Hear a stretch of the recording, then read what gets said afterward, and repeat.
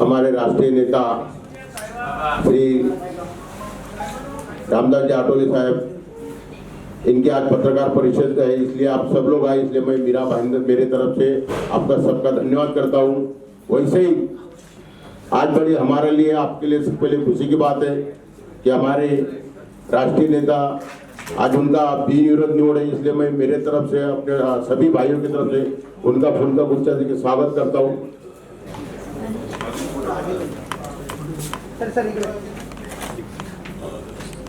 मीरा भाईंदरच्या सर्व पत्रकारांचा आभार आरटीआयच्या वतीनं मानण्यात आलेला दिवस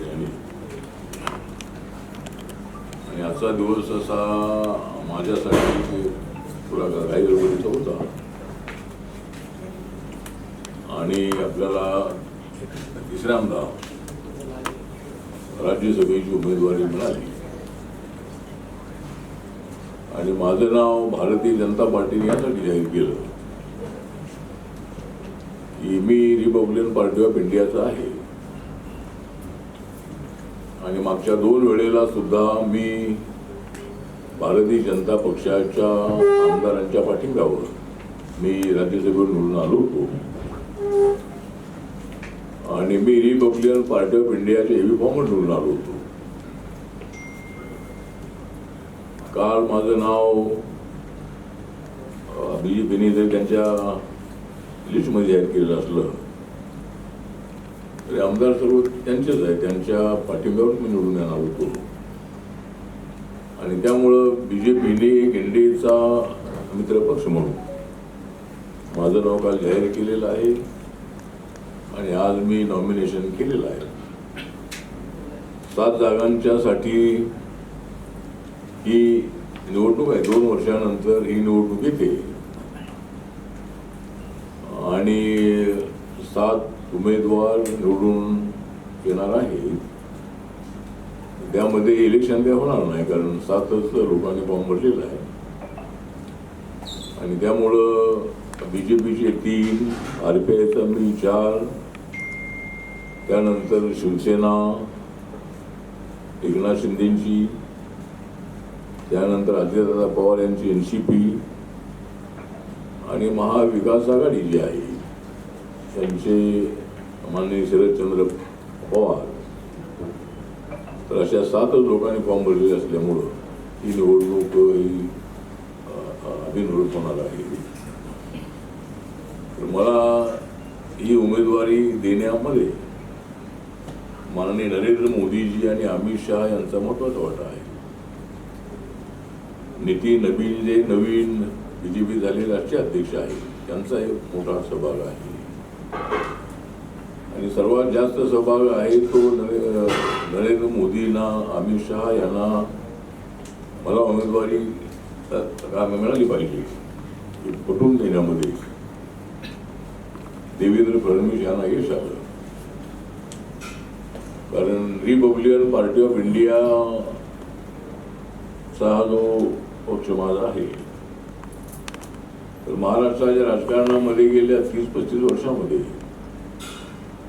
मी ज्यांच्या सोबत जातो त्यांना सत्ता मिळते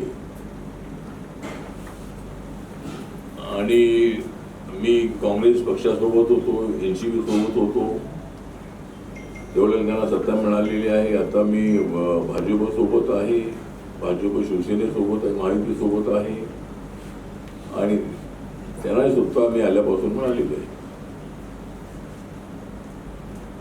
त्यामुळं रिपब्लिकन पक्ष बाबासाहेबांचा पक्ष जो आहे, एकतर बाबासाहेब आंबेडकरांचा आशीर्वाद नसता देशभरामध्ये माझ्या पक्षाचे कार्यकर्ते माझ्या पाठीचे नसते, महाराष्ट्रातले जे गोरगरीब कार्यकर्ते झोपडपट्टीत राहणारे किंवा अत्यंत गरीब असणाऱ्या अवस्थेत असणारे असंख्य माझे कार्यकर्ते आहे ते माझ्या पाठीशी गेल्या अनेक वर्षांपासून आहे आणि त्यामुळे मला ही संधी मिळालेली आहे।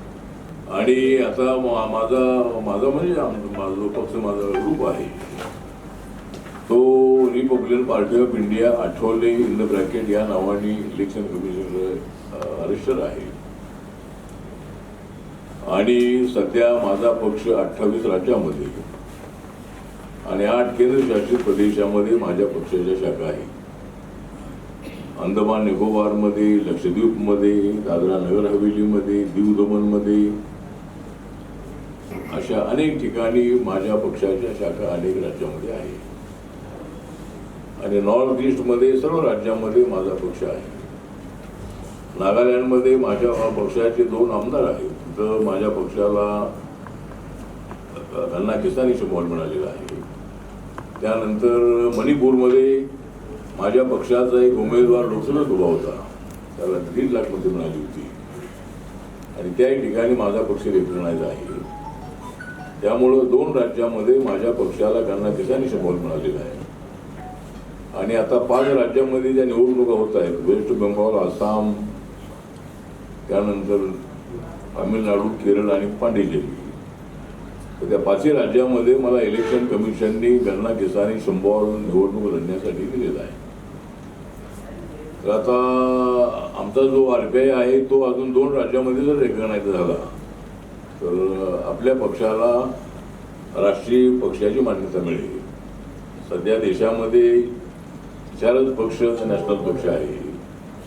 त्याच्यामध्ये BJP नंबर 1ला आहे, काँग्रेस नंबर 2ला आहे, बसपा नंबर 3ला आहे आणि 4 नंबरला आम आदमी पार्टी आहे. तर अजून 2 राज्यामध्ये जर माझ्या पक्षाला 60% मते मिळाली किंवा काही लोक निवडून आले तर आपला पक्ष हा राष्ट्रीय पक्ष म्हणून त्याला मान्यता मिळेल. त्यामुळं दिल्लीच्या नरेंद्र मोदी साहेबांच्या मंत्रिमंडळामध्ये मी गेल्या 10 वर्षापासून मी त्या ठिकाणी आहे. त्यामुळं हा पक्ष मला देशाच्या कानाकोपऱ्यामध्ये पोचवता आलेला आहे. महाराष्ट्रामध्ये फक्त सत्तेचा सहभाग जेवढा मिळायला पाहिजे तेवढा मिळत नाही आहे, पण तो मिळावा अशा पद्धतीची आमची अपेक्षा आहे. आम्हाला आता मीरा भाईंदरच्या आताच आपले मेहता साहेब मला भेटले होते आमदार आणि त्यांच्याकडे आपण मागणी की सूचना पूर्वी केलेली आहे की RPIला एक सुकृत नगरसेवक पद मिळालं पाहिजे आणि देवेंद्र सेलेकर यांना ते द्या अशा पद्धतीची त्यांना सूचना मी केलेली आहे. तर ते नक्की त्याचा विचार करतो असे म्हणालेले आहेत. त्यानंतर काही कमिटी आहे त्या मिळतील. ठीक आहे. तर आता एक तर आपल्याला तिसऱ्यांदा ही राज्यसभेची संधी मिळाल्यामुळं मला सामाजिक न्याय, आर्थिक न्याय, दिव्यांगजन आहे, शेड्यूल कास्ट आहे, OBC आहे, आदिवासी आहे, सर्व लोकांच्यासाठी काम करण्याची मला संधी मिळणार आहे. आणि आपण दिल्लीच्या मंत्रिमंडळामध्ये असल्यामुळं, मोदी साहेबांच्या मंत्रिमंडळामध्ये असल्यामुळं सबका साथ सबका विकास हा त्यांचा अजेंडा आहे आणि देशाची इकॉनॉमी 4 नंबरवर सध्या आहे, ती 3 नंबरवर लवकरात लवकर येण्याची शक्यता आहे. सध्या अमेरिका नंबर 1ला आहे, 2 नंबरला चायना आहे, 3 नंबर जर्मनी आहे आणि 4 नंबरवरती आपला देश सध्या इकॉनॉमीमध्ये आहे. तर मोदीच्या नेतृत्वाखाली देश विकासाच्या दिशेनं झपाट्यानं पुढे चाललेला आहे आणि त्यामुळं नरेंद्र मोदींच्या नेतृत्वाखाली NDAला मोठ्या प्रमाणामध्ये चांगलं बहुमत मिळत आहे. लोकसभेला आमचं नुकसान झालं, संविधानाच्या मुद्द्यावर हा चुकीचा प्रचार करण्यात आला, पण त्यानंतरच्या झालेल्या सगळ्या निवडणुकांमध्ये, हरियाणाची निवडणूक असेल, त्यानंतर दिल्लीची निवडणूक असेल, बिहारची निवडणूक असेल, महाराष्ट्राची निवडणूक असेल, सर्व राज्यामध्ये NDAला, BJPला प्रचंड बहुमत मिळालेलं आहे. आणि आता येणाऱ्या 5 राज्याच्या निवडणुकांमध्ये सुद्धा आसाममध्ये तर काय अडचण नाही, तिथं BJPचं NDAचं सरकार येणारच आहे, पण वेस्ट बेंगॉलमध्ये सुद्धा त्या ठिकाणी BJPचं NDAचं सरकार येण्याची आम्हाला पूर्णपणे खात्री आहे. कारण ममता दीदींच्या गेल्या अनेक वर्षांच्या काळामध्ये त्या सत्तेवर आहेतच आहे. त्या महिला म्हणून त्या चांगल्या स्ट्रॉंग आहेत याची आम्हाला कल्पना आहे, पण गेल्या 5 वर्षामध्ये वेस्ट बेंगॉलमध्ये म्हणजे सोनार बंगला करणं हे स्वप्न आमच्या ममता दीदींनी असायला हवं होतं, पण सोनार बंगलाऐवजी बंगालला कंगाल करण्याचं काम त्यांनी केलेलं आहे. सातत्यानं तिथं गुंडगिरी वाढलेली आहे, महिलांवरती अत्याचार वाढलेले आहे आणि त्यामुळे या वेळेला नक्की तिथं बीजेपीचं सरकार अशी अपेक्षा आहे. त्यानंतर तामिळनाडूमध्ये सुद्धा बीजेपी आणि DMKचा आणि इतर पक्षांचा अलायन्स आहे. त्या ठिकाणी सुद्धा परिवर्तन होण्याची शक्यता आहे. सध्या DMKचं सरकार तिथं आहे, तर तिथं सुद्धा परिवर्तन होऊ शकेल.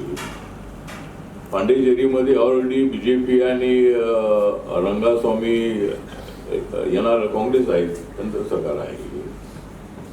केरळमध्ये ही आपलं सरकार आणण्याचा प्रयत्न आहे. त्यामुळे 5ही राज्यामध्ये चांगलं यश कसं मिळेल हा प्रयत्न आमचा आहे. आणि मीरा भाईंदरमध्ये आज मी आलेलो आहे. एक शोरूमचं उद्घाटन आहे, RTIच्या एका ऑफिसचं उद्घाटन आहे आणि कार्यकर्त्यांची थोडा वेळ मी संवाद साधणार आहे. आणि त्यानंतर आता मी राज्यसभेची मॅच जिंकलेलीच आहे. आता जी इंडिया बरोबर इंग्लंडची जी मॅच आहे ती बघण्यासाठी मला वानखेडेला लवकर जायचं आहे. आणि त्यामुळं आज इथं आलेलो आहे. तर आपल्या सगळ्या पत्रकारांचं हार्दिक आभार. आणि रमजानचा महिना असल्यामुळं जे आमचे मुस्लिम समाजाचे जे पत्रकार आहे त्यांना मी रमजानची उनको हार्दिक बधाई देता हूँ. और हम मेरी पार्टी जाति धर्म से आगे मतलब हमारी पार्टी काम करती है, सभी लोगों को साथ में लेकर काम करती है. नरेंद्र मोदी जी का सबका साथ सबका विकास का नारा है. और नरेंद्र मोदी जी ने भी ऐलान किया है कि जिस तरह ईरान और इस्राइल और अमेरिका का जो युद्ध चल रहा है, तो रमजान के महीने में ऐसा नहीं होना चाहिए था. सब उन्होंने अपनी भावना व्यक्त की है. और शांति की भूमिका नरेंद्र मोदी जी ने रखी है कि भाई हमें शांति की आवश्यकता है और हमें युद्ध नहीं चाहिए, हमें बुद्ध चाहिए, हमें शांति चाहिए. ये भारत की भूमिका है. सर क्या कहेंगे, राज्यसभा में फिर एक बार आपको भेजने का निर्णय भारतीय जनता पार्टी ने लिया, क्या पहली प्रतिक्रिया आपकी? नहीं, मेरी प्रतिक्रिया यही है कि मुझे देश भर काम करने का मौका नरेंद्र मोदी जी ने दिया है. वैसा उसके पहले भी मैं देश भर में घूमता ही था, लेकिन जब से मैं मंत्री बना हूँ तो और भी गति से मेरा काम पूरे देश भर में बढ़ा है. तो बाबा साहब अम्बेडकर जी के रुबा अगर हमारे ऊपर नहीं होती थी तो शायद मुझे ये मौका नहीं मिलता था. और नरेंद्र मोदी जी का, अमित शाह जी का आशीर्वाद नहीं होता था तो भी ये इतना संभव नहीं था. और देवेंद्र फडणवीस जी का प्रयास इसके पीछे जरूर है. और मेरा जो कार्यकर्ता लोग है, कार्यकर्ता इनको सत्ता का कुछ भी नहीं मिलता है तो भी तुम आगे बढ़ो, हम तुम्हारे साथ है, ये नारा हमेशा मेरे कान में गूंजता है. और मैं आगे बढ़ता हूँ और ये मेरे साथ सब आते हैं. तो इसलिए कार्यकर्ता की ताकत भी एक मेरी ताकत है और उसके लिए मुझे राज्यसभा का मौका मिला है. और मैं गरीब, वंचित और महिला है, युवा है, अल्पसंख्यक है, सभी वर्गों के लिए मैं काम करता रहूँगा.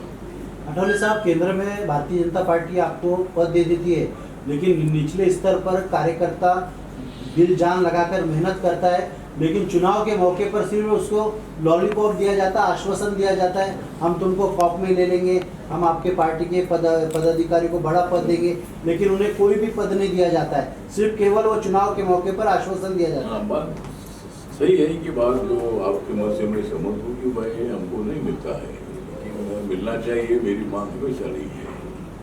बहुत ज़्यादा सीट ना भी सही, लेकिन 2-3 सीट, 1-2 सीट और कई जगह पर सीट मिली भी है. हमने ये भी प्रस्ताव रखा था कि भाई हमारी पार्टी का सिंबल यहाँ नहीं है, मतलब गन्ना किसान तो है, लेकिन अभी तक हमारी पार्टी को कोई मान्यता नहीं है. लेकिन हम बीजेपी के सिंबल पर लड़ेंगे, लेकिन RPI करके हमको सीट दीजिए. जिस तरह पुणे में हमें 9 सीटें मिली थी, उसमें 6 सीटें हमारी चुनकर आई कमल सिंबल पर. और वहाँ हमारा जो डिप्टी मेयर है, ये डिप्टी मेयर पुणे में बना है. तो मुझे लगता है कि हर महानगर पालिका में RPI को कोई ना कोई तो सत्ता मिलनी चाहिए. तो इसके लिए जरूर मेरा प्रयास जारी है. मेरी तो मांग हमेशा रही है कि बहुत ज़्यादा ना भी सही, लेकिन कुछ न कुछ तो सत्ता की भागीदारी मेरे वर्कर को मिलनी चाहिए. और देवेंद्र फडणवीस जी ने आश्वासन दिया है कि अभी जो इलेक्शन के बाद, सभी इलेक्शन के बाद जो महामंडल है, उस महामंडल में आरपीआई को 1 या 2 चेयरमैन पर देने का विचार किया जाएगा, ऐसा बोला है। 1 एमएलसी देने का भी मान्य किया है। जिला तालुका की और शहरों की जो कमेटियां है उसमें भी आरपीआई को कोई मौका देगा, ऐसा उन्होंने बताया है। तो मैं जरूर कोशिश करूँगा और वो भी करना है। और दूसरे बाजू में रिपब्लिकन पार्टी के कार्यकर्ताओं ने अपना संगठन दलित समाज से आगे बढ़कर दूसरे समाज तक पहुंचाना चाहिए। फिर पार्टी टिकट नहीं देती, जिस तरह अभी बीजेपी के साथ एकनाथ शिंदे की शिवसेना है, अजयदादा पवार साहब की एनसीपी है, जो अलायंस होता है वो अपने बलबूते को खड़ा करते हैं और कुछ लोग उन पर लाते हैं। तो हमें भी आगे ये करना पड़ेगा कि अगर अलायंस नहीं होता है तो कुछ सीटों पर हम चुनाव लड़े। लेकिन एक हमारी मांग है कि पहले वार्ड सिस्टम होती थी, 1 वार्ड ही होता था, अभी 4 वार्ड का एक प्रभाव होता है। तो उसमें हमारी पार्टी को चुनकर आना, छोटी छोटी पार्टी को चुनकर आना मुश्किल है। इसीलिए सरकार के पास हमारी मांग है कि लोकल बॉडीज के ही चुनाव में नगर पालिका और महानगर पालिका में वार्ड सिस्टम को खत्म किया जाए। और इसके लिए मैं आगे प्रयत्न करूँगा। लेकिन हम लोगों को भी हमारी पार्टी थोड़ी ब्रॉड बनाने की आवश्यकता है। सर, आप केंद्र में एनडीए की सरकार में शामिल है। आप केंद्र में एनडीए की सरकार में शामिल है, तो पिछले कुछ वर्षों से दलितों पर अत्याचार और अन्याय के मामले बढ़े हैं। इस पर चंद्रशेखर आजाद तो आवाज उठाते हैं, लेकिन आप कभी आवाज उठाते दिखाई नहीं देते। नहीं, आवाज उठाते मतलब अभी वो तो मेंबर ऑफ पार्लियामेंट है और मैं मिनिस्टर हूँ, तो आवाज उठाने का तो मतलब ऐसा मैं भी आवाज उठाता हूँ। जहाँ भी कोई एट्रोसिटी होती है वहाँ मैं जाकर आता भी हूँ। लेकिन पार्लियामेंट में मतलब एज ए मिनिस्टर हम ऐसा आवाज नहीं उठा सकते हैं। लेकिन अत्याचार नहीं होना चाहिए, उसके लिए मेरा मंत्रालय वो देखता है। एट्रोसिटी एक्ट के अंतर्गत जो भी केसेस होती है वो ना हो, उसके लिए इंटरकास्ट मैरिज को बढ़ावा देना, गांव-गांव में दलित सवर्णों को इकट्ठा करना और दलित पर अत्याचार ना हो, इसके लिए हमारा मंत्रालय प्रयत्न करता भी है। मैं खुद भी प्रयत्न करता हूँ। लेकिन आवाज़ उठाने का विषय नहीं, मैं तो आवाज़ उठाकर ही मैं इधर आया हूँ। इसीलिए मैं जहाँ भी अत्याचार होता है उनको न्याय देने की कोशिश मेरी तरफ से भी एज ए मिनिस्टर होती है और अत्याचार ना हो इसके लिए हमारा प्रयत्न जारी है। और इसके लिए मुझे लगता है कि समाज में काफ़ी एकता पैदा हो रही है। लेकिन कुछ लोगों की मेंटेलिटी है कि दलित पर आज भी अत्याचार होते अच्छी बात नहीं है, तो नहीं होना चाहिए। इसके लिए समाज के सभी घटकों ने, सभी पॉलिटिकल पार्टीज ने ये कोशिश करनी चाहिए कि किसी भी गांव में दलित पर अत्याचार ना हो। अटोरी साहब, आपने कहा कि मोदी जी चाहते हैं कि युद्ध नहीं चाहते, वो बुद्ध चाहते हैं, लेकिन आज भी उन्हीं के सत्ताधारी महाराष्ट्र में अलग अलग बयान दे रहे हैं उनके नेता द्वारा। आप क्या संदेश देना चाहेंगे और आपकी क्या प्रतिक्रिया है? क्या के बारे में आप बता रहे कि मोदी जी युद्ध नहीं चाहते, बुद्ध चाहते हैं, लेकिन आज भी उन्हीं के सत्ताधारी नेता महाराष्ट्र में कई अलग अलग बयान देते हैं विशेष समुदाय को लेकर। आपकी क्या प्रतिक्रिया है? समुदाय को लेकर बयान तो मतलब अभी हमारे एनडीए की भूमिका ये है कि सभी जाति धर्म को सामाजिक आर्थिक न्याय मिलना चाहिए। जो योजनाएं मोदी सरकार ने बनाई है, इस योजनाओं में जनधन योजना है, आवास योजना है, उज्ज्वला योजना है, आयुष्मान भारत योजना है, 10% EWS को आरक्षण है। तो ऐसी जो भी योजनाएं बनी है उसमें माइनॉरिटी को कुछ नहीं मिलना चाहिए, ऐसा बिल्कुल नहीं है। मतलब कोई बयान देता होगा, लेकिन सरकार की जो स्कीम है उसमें अभी 10% आरक्षण में 8 लाख के अंदर जिनका ईयरली इनकम है, तो जिस कम्युनिटी को SC ST OBC का आरक्षण नहीं मिलता है, ऐसे समाज के, ऐसे फैमिली के बच्चों को आरक्षण देना चाहिए। ये मांग हमेशा उठती रही और मैंने सबसे ज़्यादा ये मांग की थी कि हमें आरक्षण मिलता है, लेकिन हाई कास्ट है, लेकिन उनका इनकम लोअर है, तो उनको भी आरक्षण मिलना चाहिए। तो हमारी सरकार ने 6 साल पहले निर्णय लिया और इसका फायदा हिंदू, मुस्लिम, सिख, ईसाई, लिंगायत, जैन जो भी इस कैटेगरी में बैठते सबके लिए है। इसलिए आपने जो सवाल पूछा है कि कोई बयान कोई देता होगा, लेकिन सरकार की भूमिका सबका साथ सबका विकास की है। नरेंद्र मोदी जी ने अपना परिवार 140 करोड़ लोगों का ये उन्होंने बताया है। वैचारिक भूमिका कोई अलग अलग हो सकती है, लेकिन सरकार की भूमिका सबको साथ में लेने की है। Thank you sir. चलो, थैंक यू।